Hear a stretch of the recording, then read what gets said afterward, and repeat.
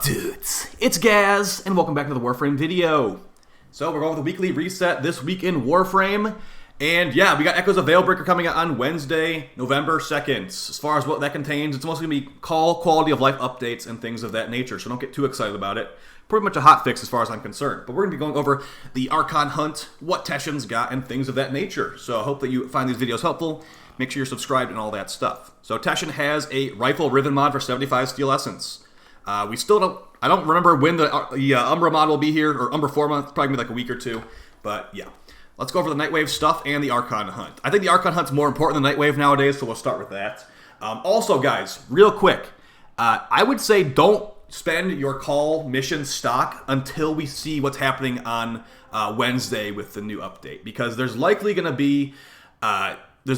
new stuff at the call mission, like as far as, like new ephemeras and stuff. So we've got the Red Archon Shard Archon Hunt. So there's a chance to get a Tau Shard.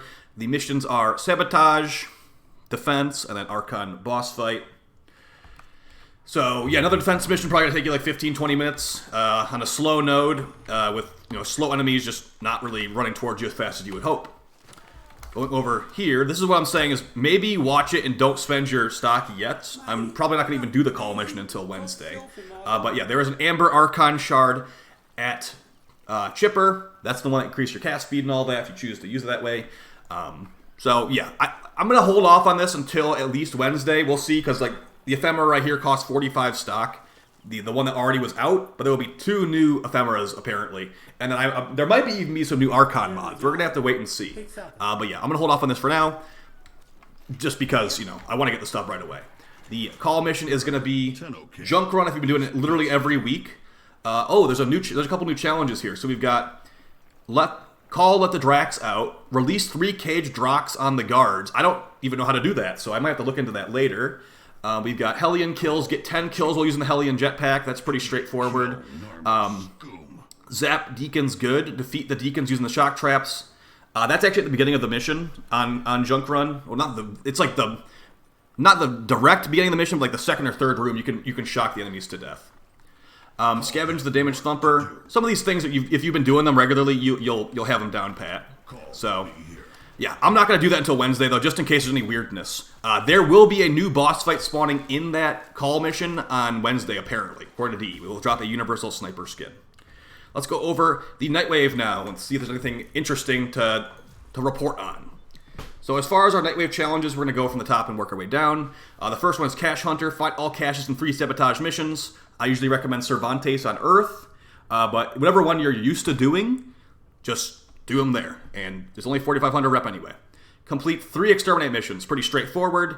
Complete 3 Void Flood missions, not worth my time personally, but Void Flood's on the Zeramon ship. You're gonna need to beat the New War and some other stuff to get access to that. Complete 3 spy missions, super straightforward. We got some really straightforward challenges this top row. Complete 10 Syndicate missions, so another straightforward one.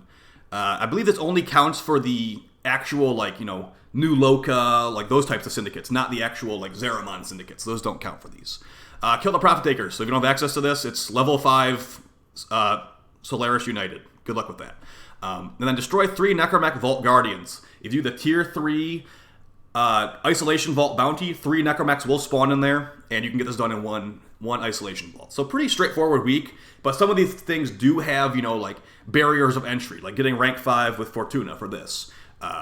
Being able to kill a Necromech could potentially be a barrier of entry for some people, and then having access to Zeramon's also a barrier of entry for this too. So, getting into the cred offerings here, evergreen stuff at the top, and then we've got the Wolf Hood Blueprint. This is going to be for your operator.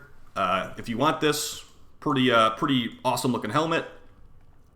Tatsu Solstice skin. Too bad we didn't get a new Tatsu stance, right? Helmets are pretty meh this week. There is going to be a potential Grendel rework coming out in the near future, and this is a great Grendel helmet in my opinion, so maybe get that. But as far as aura mods, we actually have a lot of aura mods this week. Wow, we have 6 aura mods. I thought they usually did like 3 or 4, but okay. We got Energy Siphon.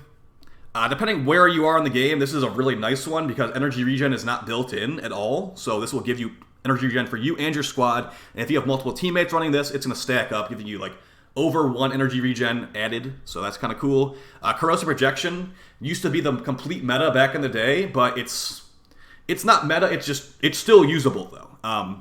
They've changed how armor works in this game, and they've changed how armor stripping works in this game. So it's a lot less useful than back in the day. But you can I still use it sometimes on specific builds. So maybe get it if you want it. It's only 20 Nora creds. Pistol Scavenger, not really used at all. EMP Aura, not used at all. Rejuvenation, this is nice. It's built-in health regen. If you're a newer player, this is a really nice one to have. It'll make you feel a lot more tanky, because the enemies at low levels deal like less than 5 damage, it feels like, and 3 health regen per second. Like I said, it stacks between players. So if you have 4 players with Rejuvenation, that's 12 health regen per second. That situation doesn't usually come up, but yeah, pretty nasty. Of course, the Wisp mode is stronger than this, but you don't always have a Wisp on your team. The last one's Enemy Radar, one of my favorite aura mods. If you want it can help your kills per second quite a lot in survival, I found. So if you want to get it, go for it. And as far as mastery fodder weapons, we've got the Plasma Sword, which has some of the worst stats in the game, I believe. Yeah, 0.667 attack speed. Really, really slow weapon. The Glaive Normal, which is just worse than the Glaive Prime, obviously. And the Dark Sword, which is a pretty forgettable weapon as well. It has base, radiation, and slash. That's kind of cool. Oh, and puncture too, unfortunately.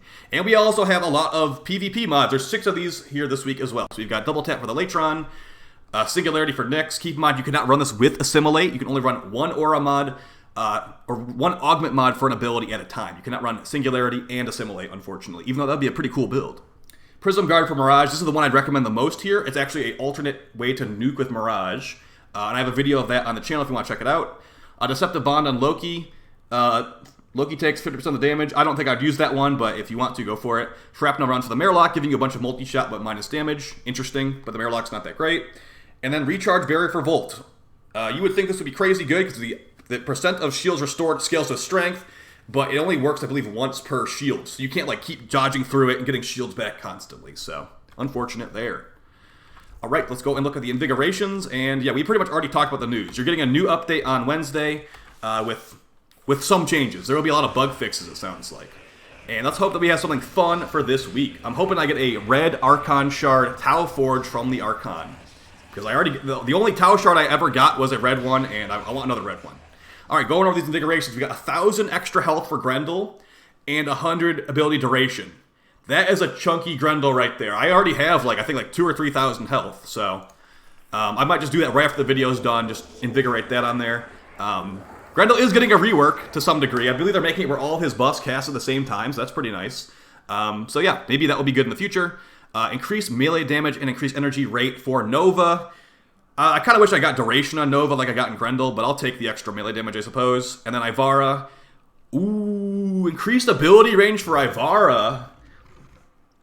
I make way too many Ivara videos on this channel, but that could be really nasty for the exploding, I think concentrated arrow is what it's called. That scales with range. Although they did nerf Prime Firestorm, you can get a big explosion radius on Ivara's concentrated arrow augment with some range buffs. So those are some pretty decent ones. Nothing too phenomenal. But yeah, I'll probably use that Grendel one. I'll probably use that Nova one. I'll probably use all 3 of those, unlike last week where I had 3 kind of meh ones. I didn't use any of them. So yeah, guys, hopefully you found this video helpful. No Umbra Forma at Teshin. I'm holding off on buying the Ember Shard from Clipper, or Chipper, whatever his name is, until at least Wednesday. I would like to buy the new stuff immediately, and if there are new Archon mods, like I've heard whisperings of, I just hope that they're more exciting than Archon Flow, which is a 10% proc chance when you're killing an enemy with cold damage from an ability. So hyper specific, and not actively used by me at all. Maybe I'll use it on Frost. So that's me for the video. Hope you guys found it helpful, and I'll see you next time. Peace.